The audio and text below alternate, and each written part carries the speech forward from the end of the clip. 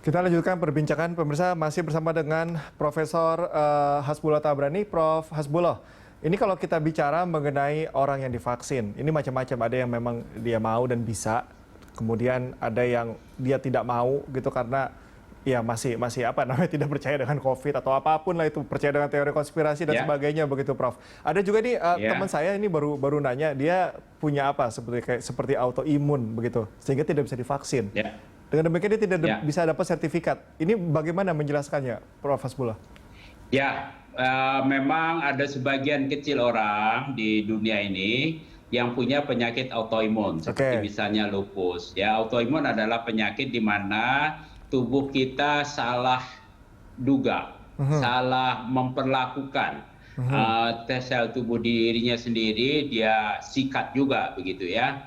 Nah, orang-orang yang punya penyakit autoimun memang tidak dianjurkan untuk vaksinasi, Hmm. ya, karena bisa menimbulkan reaksi yang tidak baik. Nah, tentu kalau dia punya masalah tidak boleh dipaksa karena dipaksa akan menimbulkan bahaya lebih besar. Hmm. Maka dokter yang biasanya merawat, memeriksa, punya rekaman akan membuat surat keterangan bahwa si A mempunyai penyakit autoimun, mempunyai namanya kontraindikasi dalam Hmm. vaksinasi.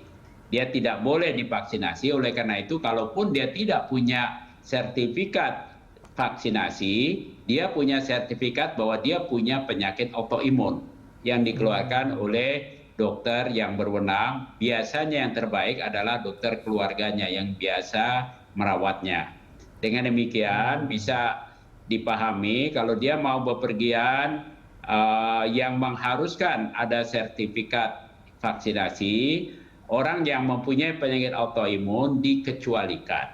Gitu. Oke. Sama Oke. halnya kita wajib bayar pajak, tapi Hmm. kalau penghasilan kita di bawah PTKP dikecualikan dari Mhm. kewajiban bayar pajak penghasilan, kan begitu? Oke. Oke. Karena tidak mampu Oke. bayar. Ya, Nah, semoga ini clear begitu ya. juga dalam penyakit autoimun, tubuh Hmm. kita tidak mampu menerima vaksin, maka Oke. harus dikecualikan.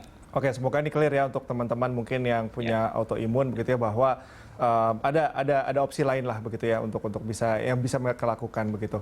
Prof, ini mengenai standar sertifikasinya, Prof. Ini kan juga supaya mobilitas juga bisa lebih mudah, yang ingin ke negara lain begitu, yang ingin ke Asia Tenggara atau Asia lainnya juga Eropa. Perlu nggak sih, Prof, adanya standarisasi yang sama untuk sertifikasi supaya mungkin ada kemudahan begitu, ada sinergi yang jelas antara negara satu dengan negara lainnya soal mobilitas masyarakat ini. Ya, tentu saja karena memang vaksinasi merupakan syarat untuk bepergian lintas wilayah, lintas negara, Hmm. seperti halnya di masa belum lama ini, Mhm. semua yang mau pergi umroh, mau pergi haji harus melakukan vaksinasi meningitis, dan dia harus membawa surat sertifikat telah divaksinasi meningitis. Mhm. Nah, vaksinasinya sendiri kita sudah dengar dari banyak penjelasan bahwa semua vaksin yang akan diberikan di berbagai negara, apapun produknya, telah mendapat persetujuan dari WHO, dari Mhm. Organisasi Kesehatan Dunia, organisasi yang mempunyai otoritas menyatakan bahwa vaksin A, B, C memang efektif. Nah, oleh karena itu perlu sertifikasi pertama berbahasa Inggris. Oke. Ya, itu perlu, atau Mhm. ada dua bahasa paling tidak, ada bahasa Inggrisnya, supaya para petugas di negara lain bisa memahami. Kalau WHO biasanya punya standar itu Mhm. dalam websitenya, kita boleh pilih itu bahasa Inggris, bahasa Arab, bahasa Hmm. Cina, bahasa uh, Spanyol dan Ya. sebagainya. Pilihannya begitu. Nah, alhamdulillah sekarang juga Google telah membantu kita. Mhm. Jadi banyak pihak walaupun hanya dalam bahasa Indonesia bisa ditranslate. Nah, tetapi isinya betul harus standar ya. Vaksinasinya kapan, tanggalnya mesti jelas. Mungkin juga jenis vaksinnya apa, ya. Berapa kali, yang pertama tanggal berapa, Oke. yang kedua tanggal berapa, seperti itu harus harus sudah terinformasi. Ada tidaknya penyakit autoimun pada orang itu juga diberikan informasi. Nah, yang belum jelas sekarang adalah bagaimana kita menyediakan informasi elektronik yang nantinya tidak bisa digunakan oleh sembarang orang. Hanya pihak otoritas tertentu yang mempunyai akses tentang informasi vaksinasi tadi. Oke, Prof. Hasbullah, ini kalau kita mengevaluasi ya atau kita track ke belakang begitu ya, bahwa dengan adanya vaksinasi ini kemudian sertifikat, kan 3T dan 3M juga tidak boleh dikesampingkan begitu saja. Tetap harus menjadi prioritas ya. Nah, sejauh ini bagaimana Anda melihat sebagai pakar begitu, melihat bagaimana pemberlakuan 3T dan 3M, apakah sudah ada peningkatan kesadaran masyarakat, kemudian juga aksi dari pemerintah dengan 3T ini, atau ada beberapa hal yang perlu menjadi catatan khusus dari analisa Anda, Prof? Saya melihat catatan khusus itu.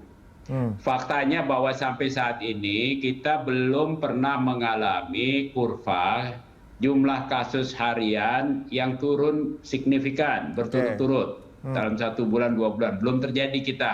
Berbeda dengan kasus-kasus di negara tetangga kita yang jumlah penduduknya lebih dari 200 juta, misalnya Pakistan sudah turun, Brazil walaupun banyak tapi sudah turun, ya, Amerika sudah pernah turun walaupun naik lagi. Nah, kita turunnya aja belum pernah.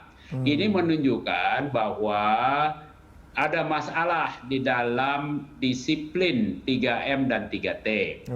Disiplin 3M itu berhubungan dengan perilaku dari masyarakat kita. Memang yang saya observasi bukanlah masyarakat yang punya tingkat disiplin tinggi seperti di Cina, di Korea Selatan, atau di Vietnam, di Thailand. Yang kedua, 3T juga dilakukan bermasalah. Karena dalam 3T kita sudah bisa trace, ya, misalnya ya, mau dilakukan tes, masyarakatnya banyak yang tidak mau dites. Bahkan memberitahu siapa yang punya kontak erat dekat, banyak yang menolak. Karena ada ketakutan-ketakutan lain yang misalnya, oh nanti kalau saya beritahu deh siapa aja yang datang ke restoran saya, wah nanti restoran saya bisa ditutup, nanti orang pada nggak mau ke sini. Udahlah, sembunyikan saja. Itu bagian kesulitan yang kita hadapi di dalam melaksanakan 3M dan 3T. Sehingga kasusnya masih naik. Begitu. Prof, jadi yang perlu diperhatikan adalah, vaksin jalan, kemudian sertifikasi juga ini penting, tetapi 3T dan 3M tadi ya, yang betul-betul harus diperhatikan kesadaran masyarakat, kemudian kalau sudah divaksin, ya sebisa mungkin tetap terapkan 3M, bukan malah pesta-pesta. Bukan sebisa mungkin, tetap harus. Harus, ya.